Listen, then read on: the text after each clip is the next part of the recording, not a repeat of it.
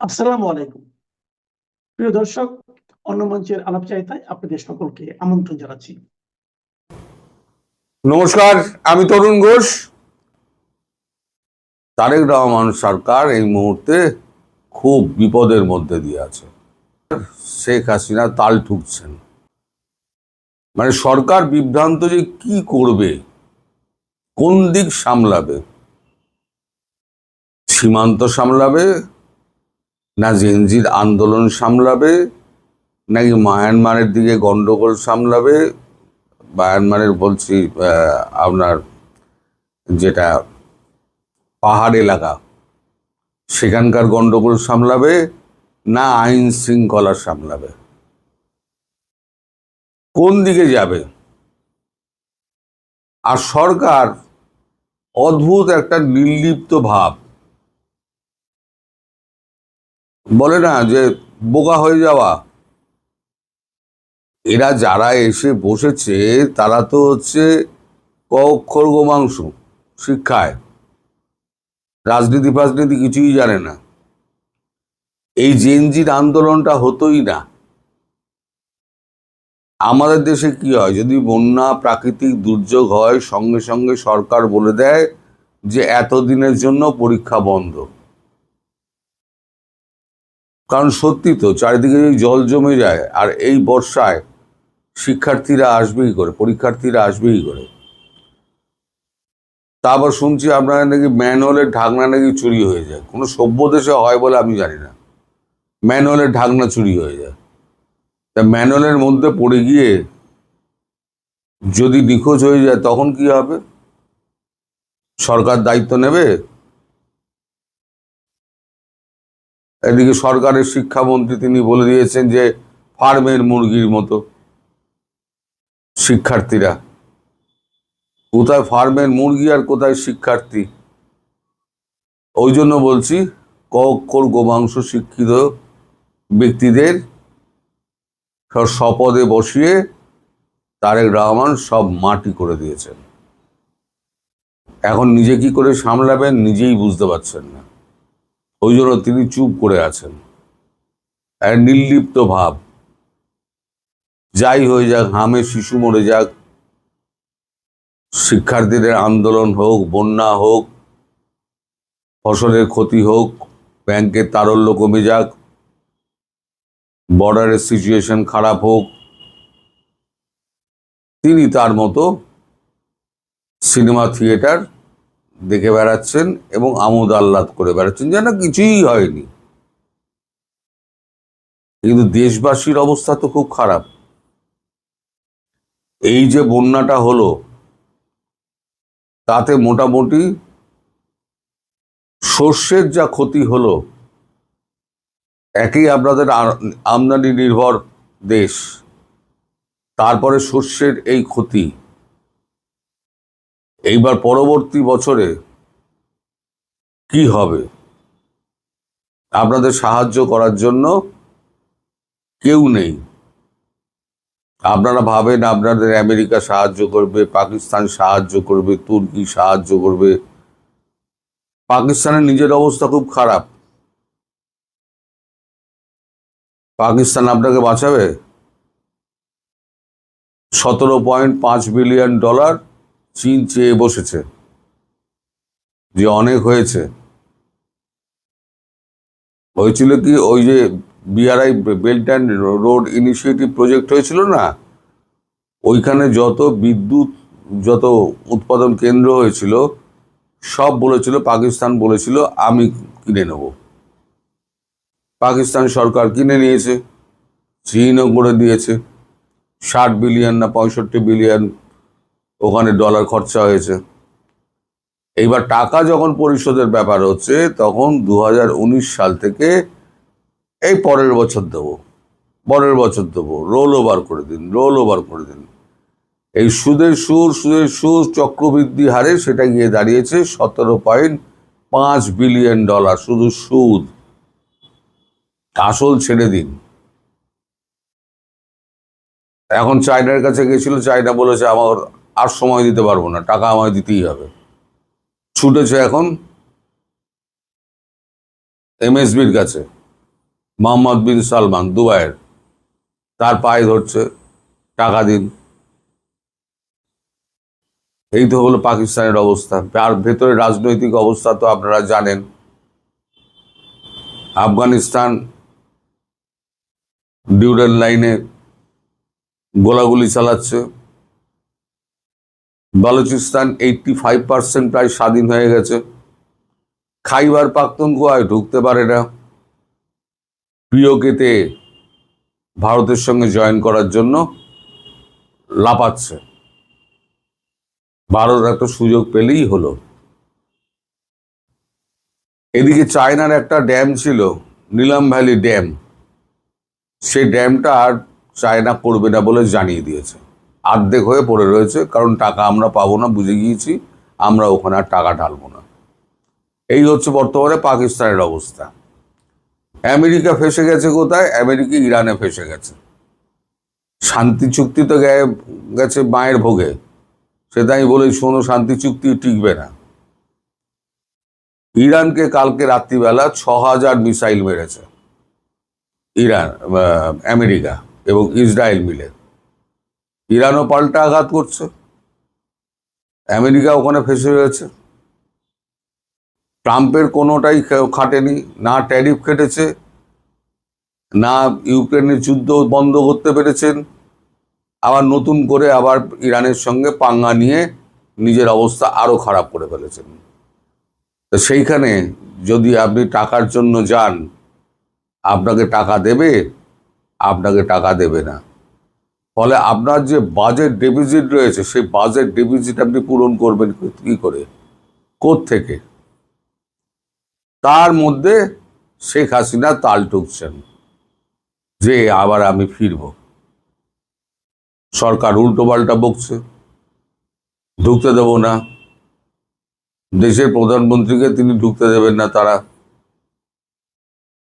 এখন সাময়িক বর্ষা চলছে, 71 সালের মতো বর্ষা কিছুটা হলেও বাঁচিয়ে দিয়েছে, নাহলে এটা ছিল উপযুক্ত সময়।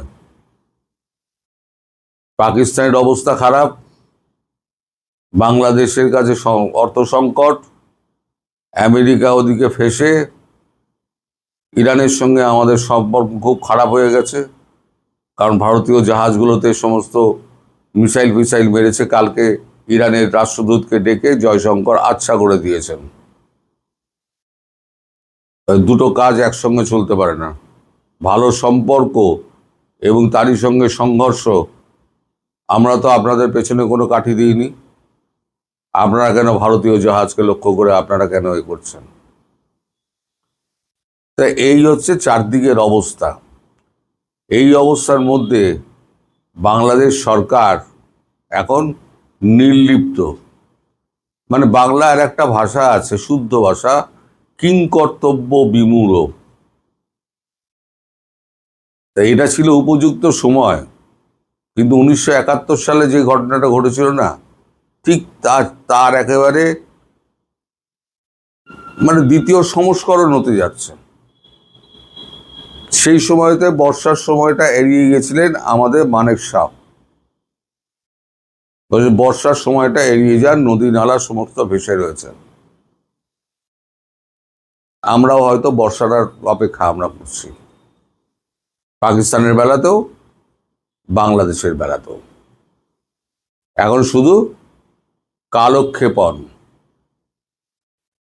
কবে জল কমবে, কবে অবস্থা স্বাভাবিক হবে, আর এর মধ্যে ভেবেচিন্তেই খুব সম্ভবত শেখ হাসিনা বলেছেন আমি ডিসেম্বরের মধ্যে ফিরব, কারণ তিনি জানেন কোন সময় দেশে বন্যা হয় আর কোন সময় দেশের নদী নালা সম্পূর্ণ শুকিয়ে থাকে।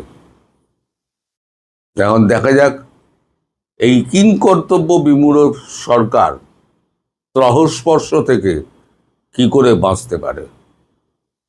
সবাই ভালো থাকবে। সরকার হয়তো এখন আস্তে আস্তে ধীরে ধীরে বাস্তবতাটা মানছে যে শেখ হাসিনার মানে ফেরার ব্যাপারটা ঘটতে পারে, কিন্তু বাংলাদেশ সরকার যে ফর্মাল একটা স্টেটমেন্ট সংসদে আসলো সেটা কিন্তু তারা দিত না। তারা যদি মনে করতো যে রয়টার্স ভুয়া সংবাদ দিয়েছে, তারা মানে ভুয়া সংবাদের ভিত্তিতে তারা কেন স্টেটমেন্ট দিবে? আদালতে নিষ্পত্তি হওয়ার আগে ব্যাকগ্রাউন্ডে পেছনে আড়ালে যে একটা সমঝোতা হবে না সেটা আমি উড়িয়ে দেব না।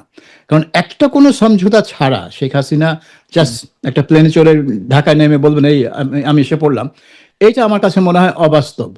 একটা কিছু আলোচনা, একটা কিছু সমঝোতা হতেই হবে। আর এখন যদি শেখ হাসিনা ফিরে আসে তাদের জন্য আরো বড় বিপর্যয়।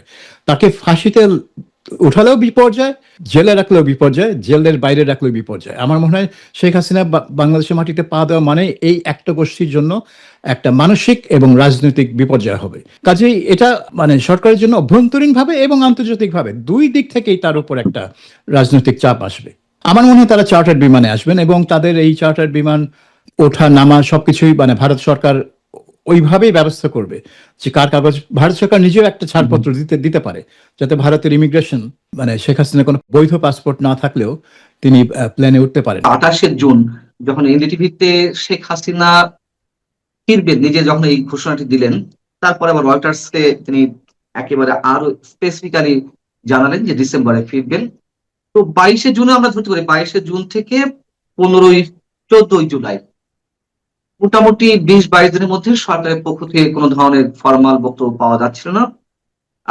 মঙ্গলবার আমাদের স্বরাষ্ট্রমন্ত্রী এবং আইনমন্ত্রী সংসদে কথা বলেছেন এবং যথারীতি সরকারের অনুসারীরা যেভাবে কথা বলছিলেন ওইভাবেই আমরা টোনটা পেলাম যে এলে অ্যারেস্ট হতে হবে।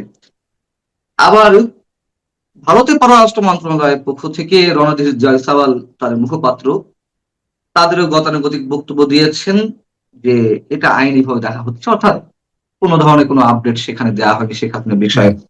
অবস্থায় থেকে আপনি কি মনে করছেন? আমি এখন যেটা দেখছি যে সরকার হয়তো এখন আস্তে আস্তে ধীরে ধীরে বাস্তবতাটা মানছে যে শেখ হাসিনার মানে ফেরার ব্যাপারটা ঘটতে পারে এবং তারা এখন যেটা বলছেন সেটাই তাদের বলার কথা যে তিনি দণ্ডপ্রাপ্ত আসামি, দেয়ারফর তিনি বাংলাদেশের মাটিতে আসা মাত্রই তাকে গ্রেফতার করা হবে, এটাই তাদের বলার কথা। কিন্তু তা না বলে তাদের অনেকে বলে বেড়াচ্ছিলেন যে যে আসার কোনো সুযোগই নেই, মানে তাকে আমরা চাই না, তাকে ঢুকতে দেওয়া হবে না, এসব বকওয়াস কথা বলে বেড়ানো হচ্ছিল। কিন্তু আইনমন্ত্রী এখন সেটাই ব্যাখ্যা করলেন। তিনি আবার বললেন যে তিনি যে বলেছেন যে তিনি বাংলাদেশে এসে আত্মসমর্পণ করবেন, তো বললেন তিনি বলছেন সেটা সুযোগ নেই কারণ তিনি আসা মাত্রই গ্রেফতার করা হবে। ঠিক আছে, সেটাই হওয়ার কথা। তিনি যেহেতু তার বিরুদ্ধে যেহেতু অনেক মামলা আছে, শত শত মামলা আছে, একটা মামলা তার ফাঁসির আদেশও হয়ে গেছে, কাজেই আসা মাত্রই তাকে গ্রেফতার করা হবে। গ্রেফতারের পরে কি করা হবে? তাকে জেলে না হবে অবশ্যই, তারপরে কি তার জামিনের সুযোগ আছে? তারপরে কি তার আপিল করার সুযোগ আছে? আপিল করার সুযোগ তো থাকবেই। কিন্তু আবার চিফ প্রসিকিউটর, আন্তর্জাতিক অপরাধ ট্রাইব্যুনালের চিফ প্রসিকিউটর, উনি আবার এর মধ্যে বলে দিয়েছেন যে যেহেতু তিনি মৃত্যুদণ্ডপ্রাপ্ত আসামি তাই তার জামিনের কোনো সুযোগ নেই। অর্থাৎ মানে তিনি আপিল করতে পারবেন কিন্তু আপিলের প্রেক্ষিতে তিনি জামিন পাবেন না বা জামিন পাওয়ার কোনো সুযোগ নেই, সেটা তিনি বলছেন। অর্থাৎ আইনে সেটার কোনো বাধা আছে কি? আছে, সেটাই তার কথা। সো যদি জামিন না পান তাহলে তিনি জেলেই থাকবেন।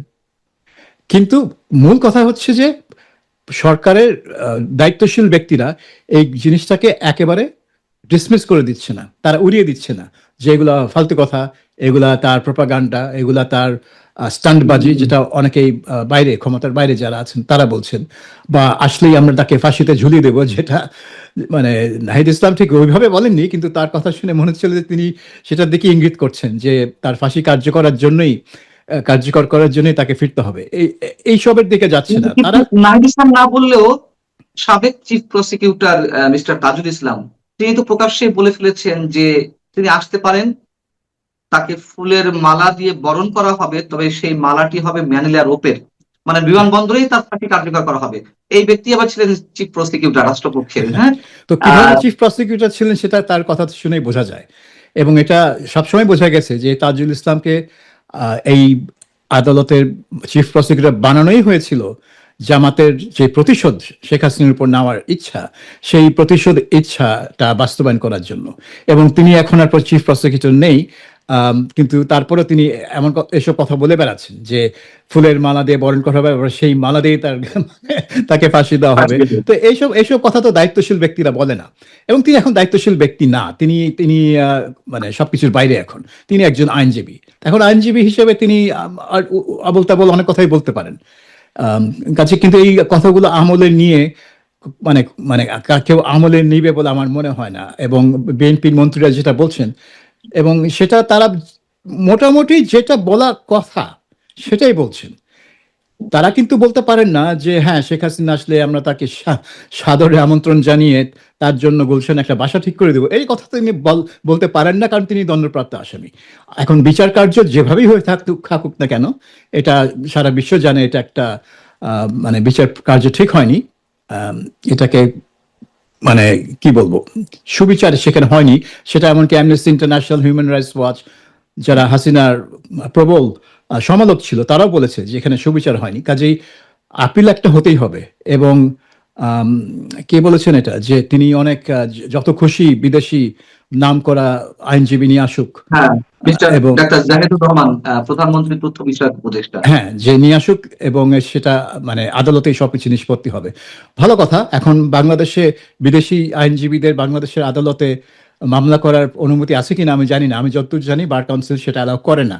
কাজে বিদেশি আইনজীবী হয়তো পরামর্শক হিসেবে থাকতে পারে, কিন্তু তারা অ্যাকচুয়ালি আদালতের দাঁড়িয়ে শেখ হাসিনার পক্ষে সাফাই গাওয়ার কোনো সুযোগ পাবে না।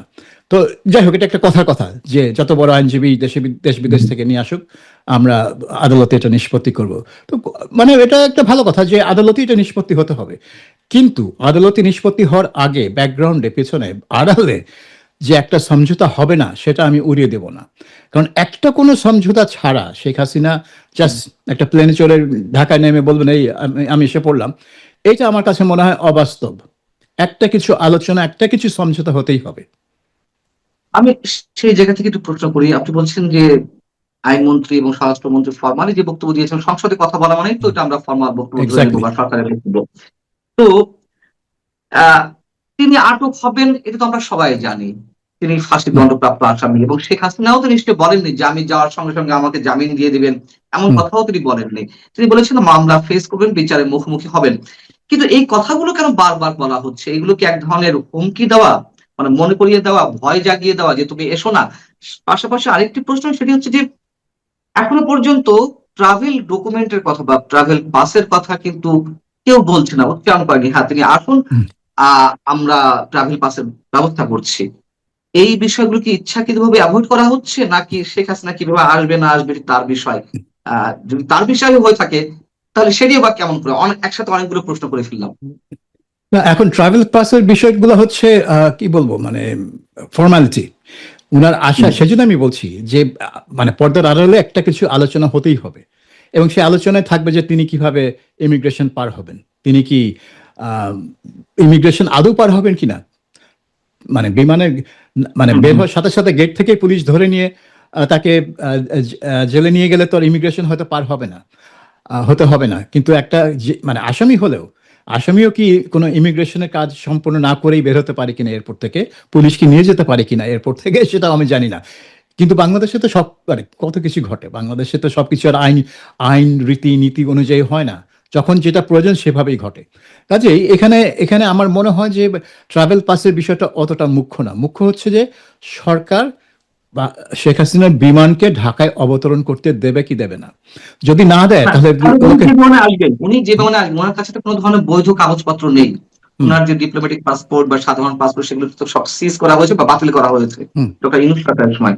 তাহলে উনি যে ভারত থেকে বাংলাদেশে আসবে, ভারত থেকেও তো একটা কাগজ দরকার, একটা ফর্মাল ডকুমেন্টস দরকার। সেটি কোন প্রক্রিয়া আসবে? তিনি কোন বিমানে উঠবেন? পার্সোনাল বিমানে?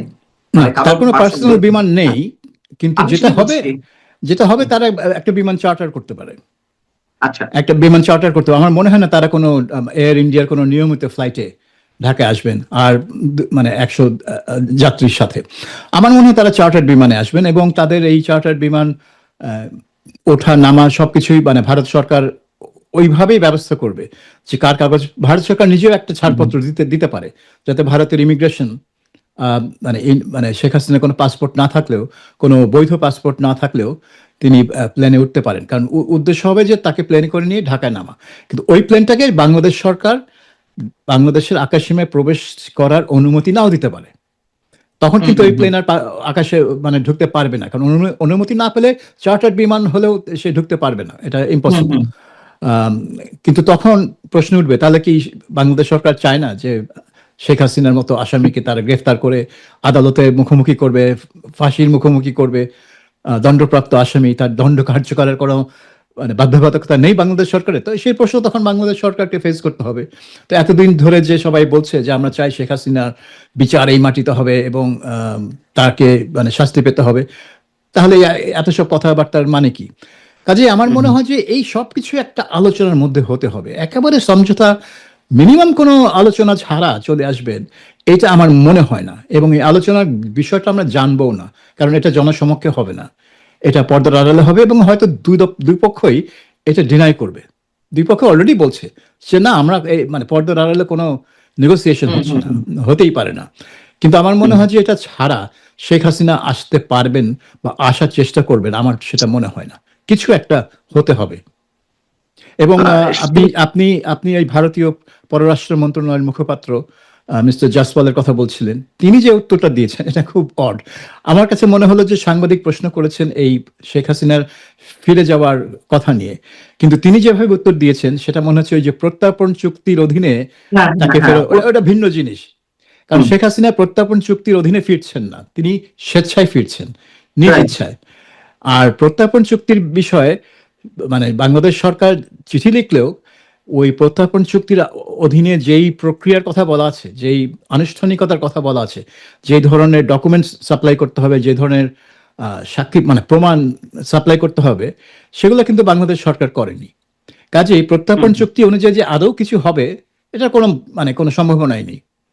তো জাসওয়াল এখন মানে পররাষ্ট্র মন্ত্রণালয়ের যখন সংবাদ সম্মেলন হয় তখন এগুলো হচ্ছে একেবারে তথ্যবিহীন সম্মেলন।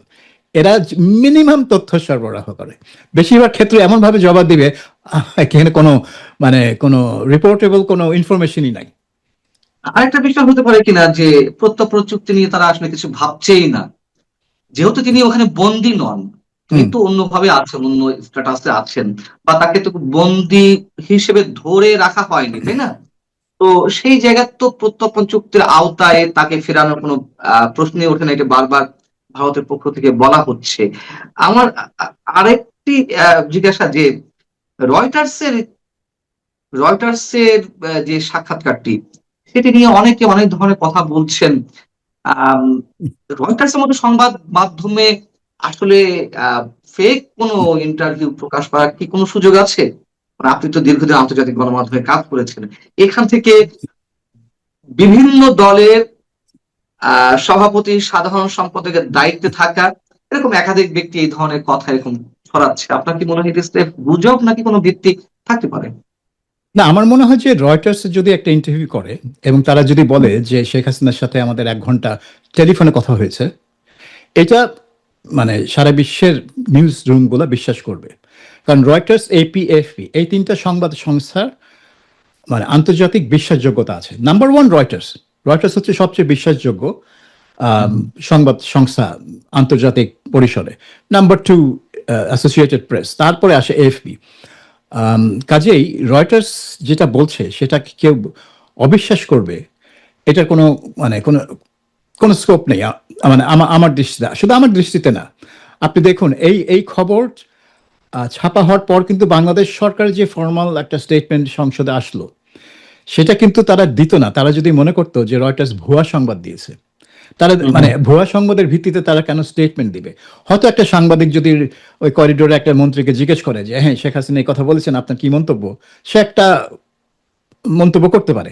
কিন্তু সংসদে স্টেটমেন্ট দেওয়া, যেটা আপনি বলেছেন, যেটা একটা ফর্মাল স্টেটমেন্ট, কেউ তাকে এবং এই ফর্মাল স্টেটমেন্টটা তারা দিত না যদি তারা মনে করতো যে রয়টার্সের রিপোর্টটা বিশ্বাসযোগ্য না। অবশ্যই সেটা বিশ্বাসযোগ্য, অবশ্যই তারা তার সাথে কথা বলেছে বলেই এই রিপোর্টটা করেছে এবং এই সব কথা বলেছে বলেই তারা রিপোর্টটা সেইভাবে লিখেছে।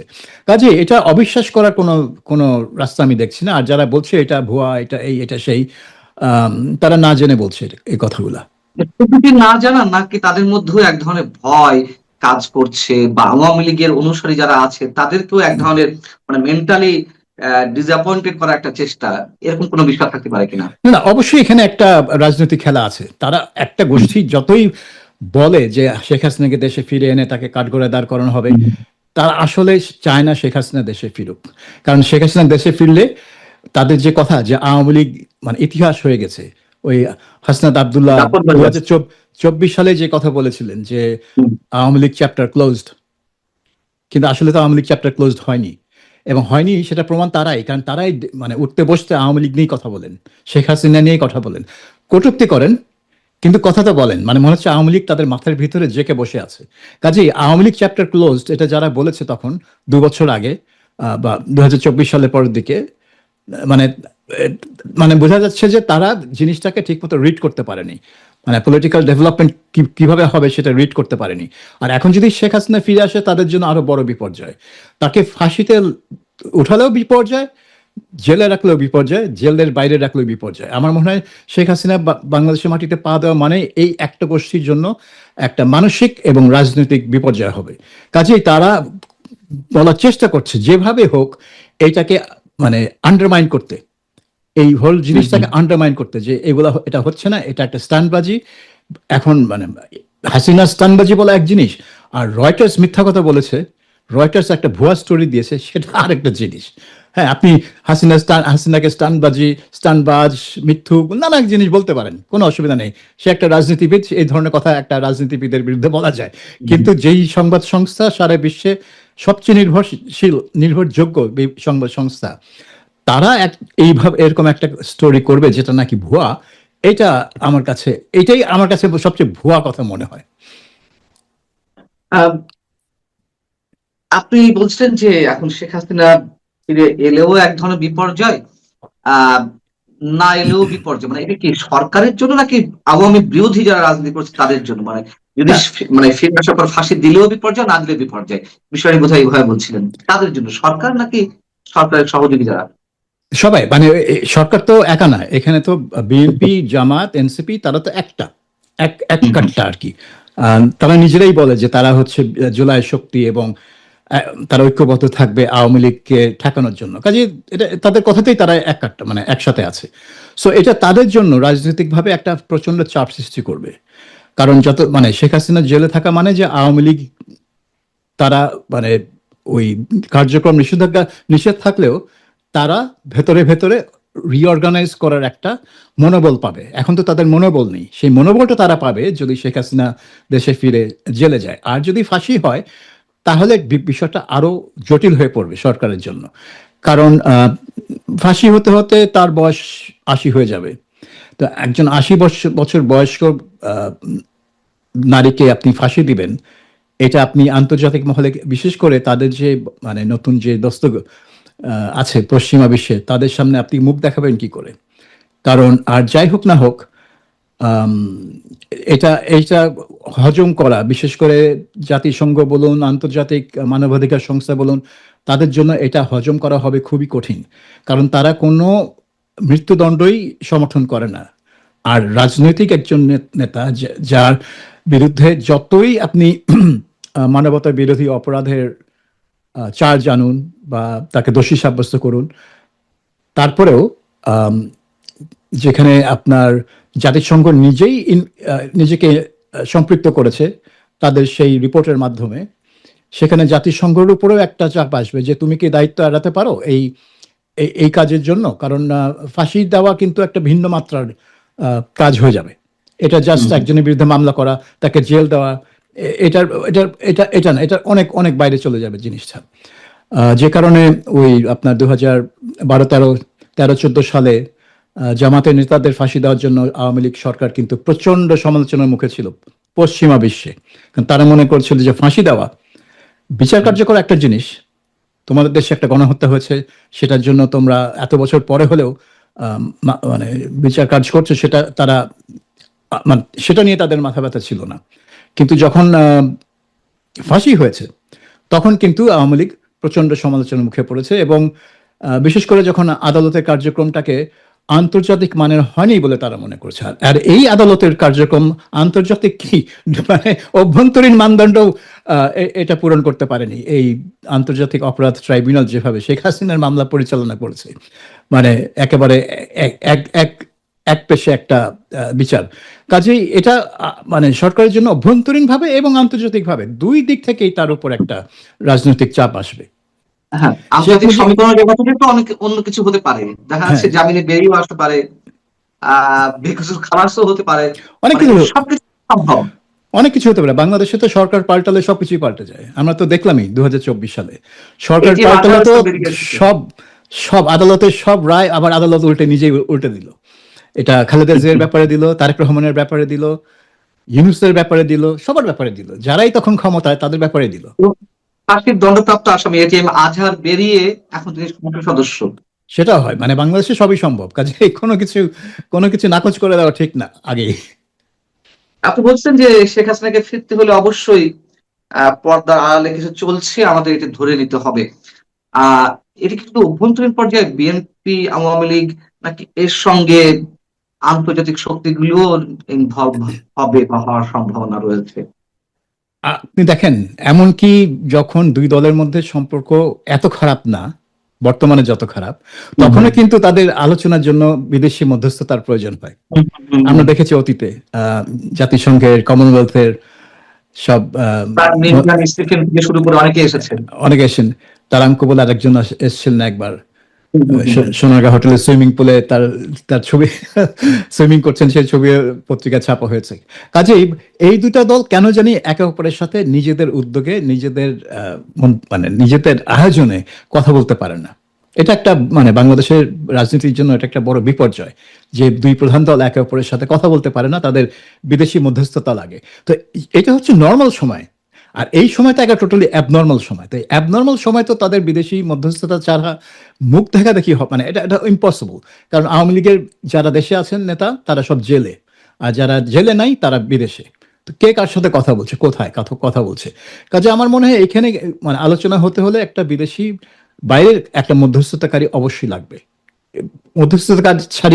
মধ্যস্থতাকারী ছাড়া কথা বলবে একে অপরের সাথে, এটা আমার মনে হয় না। এবং এখানে সেটা কি ভারত হতে পারে, যুক্তরাষ্ট্র ছাড়া সম্ভব? না যুক্তরাষ্ট্র হতে পারে, ভারতও হতে পারে। হুম। যেহেতু হাসিনা ভারতে আছে, ভারতের একটা স্বার্থ আছে, ভারত হয়তো যুক্তরাষ্ট্রের মাধ্যমে একটা আলোচনা করতে পারে। যদি বিএনপি সরকার সরাসরি ভারতের সাথে শেখ হাসিনার বিষয়ে আলাপ করতে না চায়, তাহলে হয়তো যুক্তরাষ্ট্রের মাধ্যমে এই আলাপটা হতে পারে, চীনের মাধ্যমে এই আলাপটা হতে পারে। কারণ যুক্তরাষ্ট্র, চীন এই দুইটা দেশই এই বিএনপি সরকারের ঘনিষ্ঠ এখন। আগেও ছিল, যুক্তরাষ্ট্র অত না, কিন্তু চীন তো শেখ হাসিনার সময়ও খুব ঘনিষ্ঠ ছিল বাংলাদেশের সাথে। কাজেই ভারত যুক্তরাষ্ট্র দুজনে এই মধ্যস্থকারীর ভূমিকা পালন করতে পারে। এখন সবই হচ্ছে যে বাংলাদেশ সরকারের ইচ্ছাটা কি, তারা কি চায় বা তারা কি করতে পারবে, কতটুকু তারা হজম করতে পারবে, কতটুকু তারা গ্রহণ করতে পারবে, মেনে নিতে পারবে, এটা তাদের সিদ্ধান্ত হবে। যে হাসিনার যেরকম সিদ্ধান্ত যে আমি ফিরবো কি ফিরবো না, যেটা জয়সওয়াল কালকের প্রেস ব্রিফিং এ বলেছেন যে সিদ্ধান্তটা হাসিনার, কিন্তু তাকে মানে তার বিমান ঢুকতে দেওয়া হবে কি হবে না সেটা সিদ্ধান্ত বাংলাদেশ সরকারের। এখন বাংলাদেশ সরকার কি সিদ্ধান্তটা স্বাধীনভাবে নেবেন নাকি বিদেশি কোনো শক্তির চাপে নেবেন, সেটা আমি জানি না। মন্ত্রীদের কথা শুনলে মনে হয় বাংলাদেশের চেয়ে স্বাধীন দেশ আর দুনিয়ায় নাই, সব সিদ্ধান্তই সে স্বাধীনভাবে নেয়, তাহলে স্বাধীনভাবে নেবে। এখন এটা কি, কিন্তু কালকের যেই মানে স্টেটমেন্ট, সেটা দেখে মনে হলো যে তারা ধরেই নিয়েছে যে উনি ফিরবেন। সেজন্য এই ফিল্ডে কি করা হবে, তাকে যে গ্রেফতার করা হবে সেই কথাটা বলছেন। এখন এটা কি তাকে ভয়, আপনি যেটা প্রশ্ন করছিলেন যে এটা কি তাকে ভয় দেখানোর জন্য, আমার মনে হয় না। এটা দেখে শুনে তিনি ভয় পাবেন, কারণ তিনি তো বলেই দিয়েছেন যে আমি ফিরলে আমাকে গ্রেফতার। এই তিনি ভয় পাবেন রয়টার্স কিন্তু সরকার চেষ্টা করছে কিনা বা সরকারের অনুসারীরা সেই চেষ্টাটি করছে কিনা, যে আগে থেকেই বলা তুমি কিন্তু এলে অ্যারেস্ট হবে, অ্যারেস্ট হবে এটা জানা কথা। হ্যাঁ, তিনি তো সবাই জানে। অ্যারেস্টের ঝুঁকি নিয়েই ফিরছেন। শুধু হ্যাঁ। অ্যারেস্টের ঝুঁকি না, তিনি তো রয়টার্স সাক্ষাৎকারে বলেছেন যে আমাকে হত্যাও করা হতে পারে। কারণ তিনি জানেন যে তাকে হত্যা করার চেষ্টা আগে হয়েছে, তার পরিবারকে হত্যা করা হয়েছে, দলের শীর্ষ নেতাদেরকে জেলখানায় হত্যা করা হয়েছে, এসব ইতিহাস আছে। কাজেই এটা একটা নতুন জিনিস হবে না বাংলাদেশের জন্য, যদি একজন পলিটিক্যাল নেতাকে যদি অতটাই মানে যে কোনো জায়গায় হত্যা করে, এটা নতুন জিনিস হবে না। শেখ হাসিনাকে তো তার জনসভায় হত্যা করার জন্য হামলা চলেছিল, 24 জন নিহত হয়েছে সেখানে। কাজেই এটা একটা নতুন জিনিস হবে না, তিনি সেটা জানেন। এই বাংলাদেশের ইতিহাস এরকমই একটা অধ্যায় গেছে, সেই অধ্যায়ের পুনরাবৃত্তি যাতে না হয় সেটা সবাই চায়, যাতে এইসব ঘটনার পুনরাবৃত্তি না হয়। কিন্তু এগুলো যে হবে না তার গ্যারান্টি তো কেউ দিতে পারে না, এটাই হলো সমস্যা। There is no guarantee. Masud ভাই, সর্বপ্রথম আপনি একটা কথা বুঝেন যে আমি বাংলাদেশি, এইখানেও যখন বাংলাদেশিদের বিভিন্ন আকাম কুকাম গুলা করা দেখি, তখন আমি কিন্তু জাতপাত তুইলা গালি দিই। কিন্তু যখন এইখানকার কেউ এগুলা নিয়ে আমার সাথে উচ্চবাচ্য করতে আসে, তখন কিন্তু আমারও কষ্ট লাগে, আমিও কিন্তু ফাইটিং এ চলে যাই। তখন আমি স্বীকার করি না যে আমরাই করি এগুলা, চুরি ডাকাতি স্যাঁচরামি আমরা করি, এগুলো আমরা স্বীকার করি না, কিন্তু নিজেরা নিজেরা বলি, আলোচনা করি, নিজেরা নিজেরা ইয়ে করি। তো ঠিক তেমনি ভারতের মধ্যে আছে না ভাই, আপনি ওদের গালাগালি করবেন, লুঙ্গি তুইলা আপনার এই বিপদ সীমার উপরে লুঙ্গি তুইলা আপনি দেখাইবেন, আপনি সবকিছু করবেন, তাদের দেশটারে ভাঙতে চাইবেন, তারা খেপবে না ভাই। সবাই কি আপনার সুশীল মনে করেন আপনি, যে সবাই কবে যে দূর বাদ দে থাক, এরা কইছে এরা পাগল, এরা বাচ্চা না ভাই? দুই চারজন আছে না ক্যারেক মাথার দুই চারজন আছে না যারা থাবড়াই চবড়াই দিতে পারে। আবার এখন এমন এমন লোক ওই ভারতে এখন পর্যন্ত, এই যে গেছে তো এখন পর্যন্ত মনে হয় 30-35 হাজার ঢুকছে ভারতে। আপনি কয়টা অকারেন্স শুনছেন এখন পর্যন্ত? 30,000 তো ভিসা নিয়ে গেছে। হ্যাঁ, দুই একটা হয়তো আগামীতে আরো দুই একটা হইতে পারে, কিন্তু কাদের বিরুদ্ধে হবে জানেন? ঠিক ওইটা, ওই যে যেগুলো ধরাই দেওয়া হবে যে এগুলাই ভারত বিদ্বেষী করছে, এগুলাই দেখো ওই যে ফেসবুক চালাইছে এতদিন, ফেসবুকে এই লেখছে এরকম। আমেরিকা একটা প্রস্তাব করছে, দেখছেন তো, সব বন্ধ করে দিছে। মানে তাদের যেদিন ভিসার অ্যাপ্লাই করবে সেদিন থেকে 5 বছর আগের তাদের সোশ্যাল মিডিয়ার কর্মকাণ্ড দেখাইতে হবে। তাহলে আপনি যে ডিএক্টিভ করে বইয়া থাকবেন সেই কাম হবে না। আপনার 5 বছরের কর্মকাণ্ড নয়, আপনার ভিসাও নেই। তো ঠিক এখন ভারতের মধ্যে দুই একটা টুকটাক হইতে পারে, সেটা হইলে সেটা কি খুব একটা দোষের কিছু? আর এইটা নিয়ে যদি আপনারা এত চিন্তা করেন, তো ইয়েতে কি আফ্রিকাতে প্রতিদিন 2-4 জন বাঙালির দোকান লুটাইতেছে আর মরতেছে কুত্তার মতো, এরপরও জান কেন এই দেশে? এই যে অল্প কয়দিন আগে দাঙ্গা হয়ে গেছে, বাঙালি করে পিটে পিটে রাস্তাতে বাইর করছে, ঠিক আছে না? এই 2 দিন আগে আপনাকে তখন ভিডিও, আপনার আগের যে সফটওয়্যার ছিল সেখানে আপনাকে ভিডিও দেওয়া যাইতো, এখন তো ভিডিও দিতে পারি না, আপনি দেখতে পারতেন। সেখানে 2 জন মোল্লা বাইতুল মোকাররমে দাঁড়ায় কইতেছে ভারতের সাথে ব্যবসা বাণিজ্য বন্ধ করো, পাকিস্তানের সাথে করতে হবে, ওদের কোনো কিছু খাওয়া যাবে না, ওদের দিকে তাকানো যাবে না। মানে এরপরে তো ওদের মহিলা বেটিদের নিয়ে যা ইচ্ছা তাই টিভিতে প্রচারিত এগুলা। আরেক মোল্লানা তো কইছে কোপায়া মাইরা ফেলাও হিন্দু। ভাই কতক্ষণ সহ্য করবে? সহ্যের সীমা পারে যদি 2-1 জন যদি কইরা বসে, সেটার আপনারা কি বলবেন? যেমন এই যে আপনার 5ই আগস্টের পরে যত ঘটনা হয়েছে, আপনারা তো বলছেন মব জাস্টিস, ওগুলো বিচ্ছিন্ন ঘটনা। তাই আপনাদের সাথে যদি 2-4টা হয়, এটা বিচ্ছিন্ন ঘটনা ধরে নেবেন, লাখে 2-4টা হইতেই পারে। বাংলাদেশে দেখেন আপনি সারাদিনে একটু হিসাব করেন যে সারাদিনে অন্তত 100 জায়গায় 100টা রিক্সাওয়ালারে পিটানো হয়। আবার ওইখানে দেখবেন যে হয়তো 2-1টা জায়গায় সেখানে রিক্সাওয়ালাই আপনারে পিটে দিছে, তো ওইটা হচ্ছে বিচ্ছিন্ন ঘটনা। ওইটা নিয়ে আপনি মনে করেন যে ওইটাই ঘটনা। ওই যে আমার ফরিদ ভাই কইলো ভারত ব্যবসা বুঝে, আর এরা তো ব্যবসায়ী, যত হিন্দু যারা আছে এরা সব বড় বড় ব্যবসায়ী। বাংলাদেশের যত বড় ব্যবসায়ী ছিল সব হিন্দুরা ছিল। এই যে সারা ওয়ার্ল্ডে এখনো রেস্টুরেন্ট চালাইয়া যারা পয়সা আলা, রেস্টুরেশন সব লেখতে হয় ইন্ডিয়ান রেস্টুরেশন, ইন্ডিয়ান রেস্তোরাঁ, কাস্টমার ঢুকে। Britain, Europe, Indian restaurant. কেউ লেখে না যে এটা পাইকা রেস্টুরেন্ট, বাংলা রেস্টুরেন্ট, ওইটা লেখলে মানুষই যায় না, কুত্তাও যায় না। ইন্ডিয়ান রেস্টুরেন্ট লিখতে হবে, ইন্ডিয়ান কারি ইন্ডিয়ান, ওগুলো করে বাঙালিরা খায়। কোন ভারতীয়রা কিন্তু এখানে রেস্টুরেন্ট করে নোংরা বাঙালিরা করে। আপনি সব জায়গায় ভারত বেচবেন, ভারত খাইবেন, ভারতের বিরোধিতা করবেন, কারণ 2-1টা যদি এনে মাইর খায় তাদের সমস্যাটা কোথায় ভাই? খাইতেই পারে, তারপর সোয়ার খাইতেই পারে। আপনারাও এক সময় চাইছিলেন না এখানে, বাংলাদেশে হইছে না, হিন্দু কইয়াই আপনারা মাইরা আগুনে জ্বলাইয়া দিচ্ছেন না, হিন্দু বেলা তরুণী দাসে ঢুকাই রাখছেন না, হিন্দু বেলা চিন্ময় কৃষ্ণরে ঢুকাই রাখছেন না। চট্টগ্রাম শহরে হিন্দুদের সম্পত্তি এই মুহূর্তে দখল করতেছেন না আপনারা, বিভিন্ন জায়গায় হিন্দু সম্পত্তি দখলের উৎসবে মাইতা উঠছেন না, বাড়িঘর ভাঙতেছেন না, আগুন জ্বালাইতেছেন না। তো ওখানে গেলে 2-1 জন খাইবেন, অসুবিধা কি? নাকি এইখানে যাই আপনারা চিন্তা করতে, এইখানে যাই আপনারা রাস্তার বিছখানে খাড়াইয়া নামাজ পড়া শুরু করবেন আল্লাহু আকবার কইয়া, জামগড়ের রাস্তার বিছানায় নামাজ পড়তে দেয় নাই, এরা কারা? এরকম কইবেন? কোনটা কইবেন? হইতেই পারে আপনার চরিত্রের দোষে আপনি ওখানে মাইর খেতে পারেন। আপনাদের স্বাগত জানাই আমি আমার কথা শুনবার জন্য। বাংলাদেশের রাজনৈতিক মহলে এখন একটা কথা বেশ আলোচিত হচ্ছে, অনেকের মধ্যেই কৌতূহল, শেখ হাসিনা কি ফিরবেন? প্রশ্নটা এলো এই কারণে যে তিনি সম্প্রতি একটি গণমাধ্যমে সাক্ষাৎকার দিয়ে বলেছেন তিনি দেশে ফিরবেন, ডিসেম্বরের মধ্যেই হয়তো দেশে ফিরবেন। এখন প্রশ্ন হচ্ছে শেখ হাসিনা দেশে ফিরবেন, ফিরতে তিনি পারেন, দেশটা তার, অফকোর্স তিনি তার বলতে আমি এই দেশের নাগরিক, তিনি দেশে ফিরতেই পারেন। কিন্তু সংশয় বা সন্দেহের জায়গা কোথায়? তিনি 2024-এর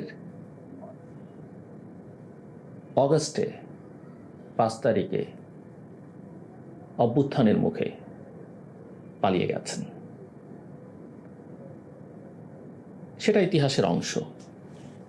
কিন্তু এই যে তিনি ফিরবেন এবং সেখানে যে প্রশ্নটা তৈরি হচ্ছে সেটা কেন? সেটা তৈরি হচ্ছে এই কারণে যে তিনি ওই পালিয়ে যাওয়ার কয়েকদিন আগেই বলেছিলেন শেখ মুজিবের মেয়ে পালিয়ে যায় না, তিনি কোথাও যাবেন না পালিয়ে, দেশ ছেড়ে যাবেন না, কিন্তু তিনি গেছেন। আমরা প্রত্যেকেই ভুল করি, আমরা প্রত্যেকেই অনিয়ম করি, কেউ কম, কেউ বেশি, কেউ বুঝে, কেউ না বুঝে, কেউ পরিস্থিতির শিকার হয়ে। কিন্তু শেখ হাসিনার ওই কথাটা প্রথম কথা নয়, কাজে ওটাই যে তার শেষ কথা সেটাও বলা যাচ্ছে না। কেন যাচ্ছে না? আপনাদের অনেকেরই স্মরণ থাকবার কথা যে শেখ হাসিনা হুসেন মোহাম্মদ এরশাদের শাসনামলে 1986 সালে চট্টগ্রামে এক জনসভায় দাঁড়িয়ে বলেছিলেন, তখন জাতীয় সংসদ নির্বাচনের ঘোষণা দেওয়া হচ্ছে, যারা এই নির্বাচনে যাবে তারা জাতীয় বেঈমান। ইন্টারেস্টিংলি তার পরের দিনই তিনি তার দল সহ সিদ্ধান্ত নিলেন যে তারা নির্বাচনে যাচ্ছেন। জামায়াত ইসলামীও সেই একইভাবে সেই নির্বাচনে অংশ নিয়েছিল। শেখ হাসিনা মদিনায় বসে, সৌদি আরবের মদিনায়, আমাদের জন্য যারা মুসলিম তাদের জন্য অত্যন্ত পবিত্র স্থান, সেখানে বসে বলেছিলেন বিরোধী দলে গেলে তিনি কখনো বা তার দল কখনো হরতাল করবে না। তারপরে তার দল, তিনি তখন ক্ষমতায় প্রধানমন্ত্রী, তার দল বিরোধী দলে গেছে এবং দিনের পর দিন তার দল হরতাল করেছে। এরকম অসংখ্য উদাহরণ দেয়া যাবে যে শেখ হাসিনা যেটা বলেন সেটা করেন না বা সেটা করতে পারেন না।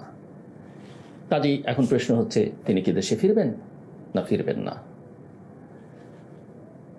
আমি তো মনে করি আওয়ামী লীগের মতো এত বড় একটা রাজনৈতিক দলের প্রধান, যিনি দেশের বেশ কয়েকবার নির্বাচিত এবং অনির্বাচিতভাবে প্রধানমন্ত্রী ছিলেন,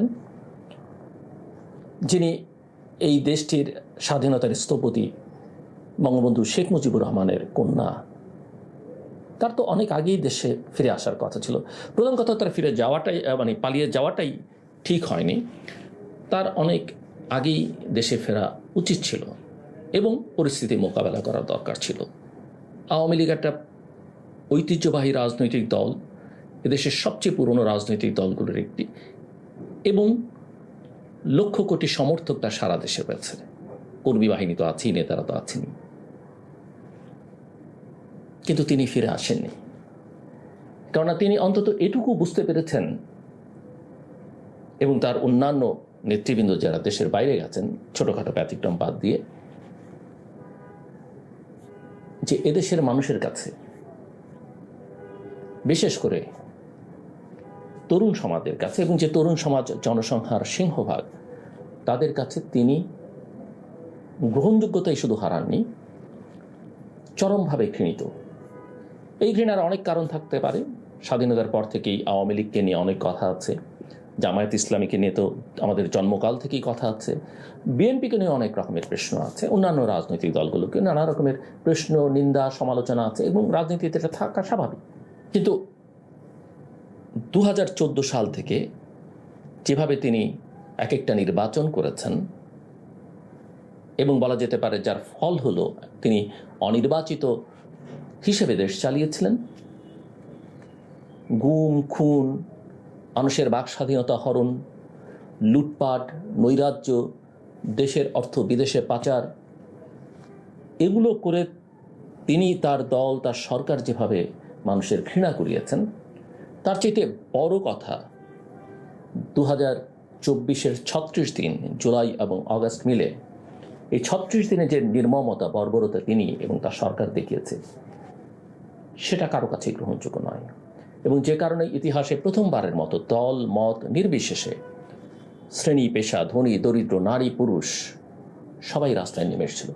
এমনকি আমরা এটাও দেখেছি, আওয়ামী পরিবারেরও অনেকে রাস্তায় ছিলেন। আমরা এটাও দেখেছি, ছাত্রলীগ করা কেউ কেউ তখন ছাত্রলীগ ছেড়ে দিয়েছেন ঘোষণা দিয়ে। এমনকি সংসদ সদস্য, মন্ত্রীদের পরিবারেরও কাছের বা দূরের আত্মীয় স্বজনরাও রাস্তায় নেমেছেন। শিশুরা প্রাণ দিয়েছে, বাচ্চা বাচ্চা ছেলেমেয়েরা প্রাণ দিয়েছে। মেয়েদের অংশগ্রহণ তো ছিল অভূতপূর্ব, এবং মানুষের যে চাওয়া, এবং এই প্রথমবারের মতো একটা আন্দোলনে যেখানে ধনী দরিদ্র সবাই রাস্তায় নেমেছেন। ধনীরা সাধারণত গা বাঁচিয়ে চলেন, কিন্তু তারাও, কারণ তারা নেমেছেন, বাবা মারা নেমেছেন, তাদের সন্তানরা রাস্তায় নেমেছে। কাজে এই সন্তানদের, এই প্রজন্মের যারা আগামী 2, 3, 4 দশক এই দেশে নেতৃত্ব দেবে, বিভিন্ন পর্যায়ে এই দেশে কাজ করবে, এই প্রজন্মের কাছে এই 36 দিনের ইতিহাস একটা দগদগে ঘা, ক্ষত, কষ্ট, ঘৃণা হয়ে থাকবে। সেটা কাটিয়ে ওঠা শেখ হাসিনার পক্ষে খুব কঠিন। আমি মনে করি সম্ভব হবে না, তার দলের পক্ষেও খুব কঠিন হবে। এবং সম্ভবত সে কারণেই গত 2 বছরে তারা একবারের জন্য মিনিমাম কোনো রাজনৈতিক কার্যক্রম দেখাতে পারেননি। ইতিহাসে আওয়ামী লীগের জন্য এরকম পর্যায়ে বহুবার এসছে। আমেনা বেগমের মতো নেত্রী আওয়ামী লীগ অফিসে প্রদীপ জ্বালিয়ে অফিস করেছেন, কেউ থাকতো না। 75-এর পরে যখন সবাই পালিয়ে গেছেন জেলে, জোহরা তাজউদ্দিনরা আওয়ামী লীগকে ধীরে ধীরে সামনে নিয়ে আসবার চেষ্টা করেছেন। কিন্তু রাজনীতিটা ছিল, দলটা ছিল, নিভু নিভু হলেও দল ছিল, আবার ঘুরে দাঁড়িয়েছে। এবং একথা ঠিক, আমি জানি না 24-এর অভ্যুত্থানের পরে সেই সমর্থন কোথায় এসে দাঁড়িয়েছে বা কতটা কমেছে, কিন্তু অবশ্যই তৃণমূলে সারা দেশে আওয়ামী লীগের অসংখ্য নেতাকর্মী, সমর্থক গোষ্ঠী রয়েছে যারা আওয়ামী লীগকে মন থেকে ভালোবাসেন। অনেকে আছেন যারা কোনো সুবিধা পাননি, সুবিধা নেননি, আবার সুবিধার জন্য এরা আওয়ামী লীগ করেন না। ইতিহাসের ঐতিহাসিক কারণে এক ধরনের ইমোশনাল অ্যাটাচমেন্ট অনেকের আছে, পারিবারিকভাবে আছে। এই মানুষগুলো থাকবার পরেও আওয়ামী লীগ যেটা করেছে, তারা ফিরতে পারেনি, ফেরার চেষ্টা করতে পারেনি। কেননা যারা সুবিধাভোগী তারা দেশ ছেড়ে পালিয়েছেন, কেউ কেউ জেলে গেছেন অথবা লুকিয়ে আছেন। কিন্তু ঝড় ঝাপটা যায় গেছে সাধারণ নেতাকর্মী সমর্থকদের উপর দিয়ে। আওয়ামী লীগের মতো একটা বড় দলের নেতাদের, যাদের নেতারা জেলে মারা গেছেন বাড়িতে থেকে, তাদের প্রধান নেতাই বঙ্গবন্ধু শেখ মুজিবুর রহমান নিজ বাড়িতে হত্যাকাণ্ডের শিকার হয়েছেন, দেশের রাষ্ট্রপতি থাকা, সরকার প্রধান এবং রাষ্ট্রপ্রধান থাকা অবস্থায়, সপরিবারে দুকন্যা বাদে। সেই আওয়ামী লীগের নেতাকর্মীরা, বিশেষ করে নেতারা, শীর্ষ নেতারা জেলে যাবার ভয়ে পালিয়ে দেশ ছেড়ে চলে গেছেন। শেখ হাসিনা স্বয়ং দেশ ছেড়ে পালিয়ে গেছেন। কারণটা বুঝতে কারো অসুবিধা হবার কথা নয়, কারণ তারা যা করেছেন, যে অন্যায় করেছেন, তার পরিণতিটা তারা জানেন। তারা আসলে একদিনে আসতেন, আসেননি। কেন আসেননি সেটাও আমি একটু পরে বলবার চেষ্টা করবো সংক্ষিপ্ত আকারে। কিন্তু শেখ হাসিনা কি ফিরবেন? তার যদি ন্যূনতম বোধোদয় হয়, আমি মনে করি তার ফেরা উচিত। জেলের ভয় পাওয়া উচিত না। ইতিমধ্যেই ফাঁসির দণ্ড হয়েছে, সেটা হয়তো আরও আদালতের অন্যান্য পর্যায়ে, বিচারিক প্রক্রিয়ার অন্যান্য পর্যায়ে যাবে। সেটা হবে কি হবে না সেগুলো আদালত বা বিচার বিভাগ নির্ধারণ করবে। কিন্তু আমি মনে করি তার আসলে ট্রায়াল ফেস করা উচিত, তার এবং তার দলের নেতারা যারা পালিয়ে গেছেন। আমার ধারণা তিনি ফিরতেও পারেন। দুটো বিবেচনা, কেন ফিরতে পারেন।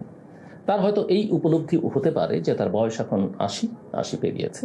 এরপরে মানুষের শারীরিক সক্ষমতা চাইলেও খুব বেশি থাকবার কথা নয়, সেটা তার কতদিন থাকবে। এবং যখন কারো কোনো কাজ থাকে না, তখন তো একেবারেই অস্বাভাবিক, মানে স্বাভাবিক অবস্থায় ফিরে আসা। দ্বিতীয়ত হয়তো তিনি মনে করতে পারেন যে তার এই ট্রায়াল চলতেও হয়তো 2-4 বছর লাগতে পারে। সো তিনি জেলে থাকার ঝুঁকিটা, আর আমি মনে করি রাজনীতিবিদের একটা ঝুঁকি নয়, এটা তিনি নিতে পারেন।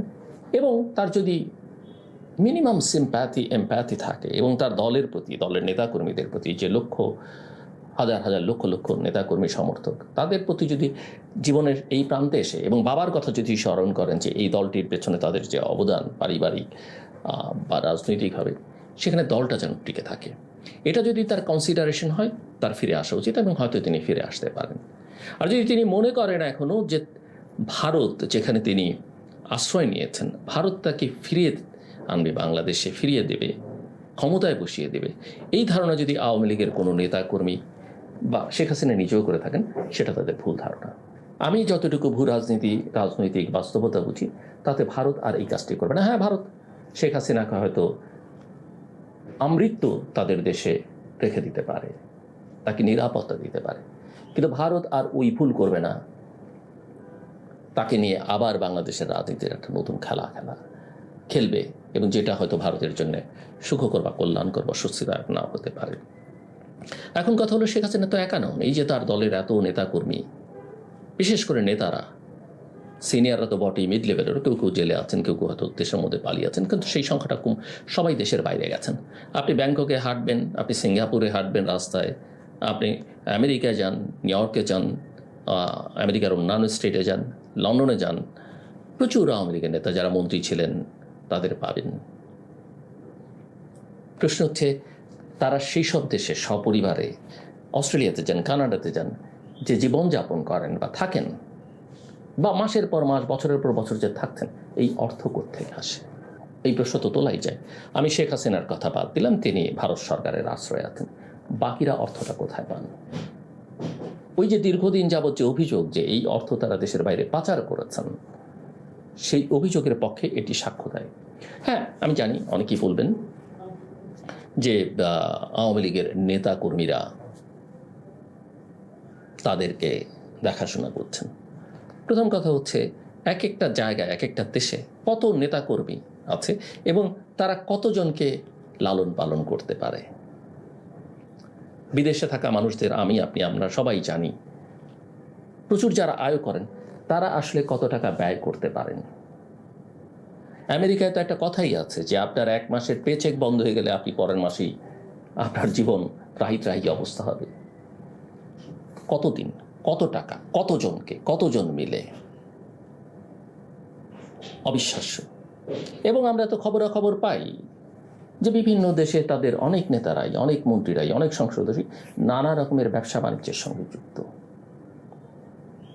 কাজেই এই ব্যবসা করে, এই আরামের জীবন ছেড়ে এখানে সে কেউ জেলে পড়বেন, ঝুঁকি নেবেন, সাধারণ মানুষের আক্রমণের বা আক্রোশের শিকার হবেন, এই ঝুঁকি তারা নিতে চাইছেন না।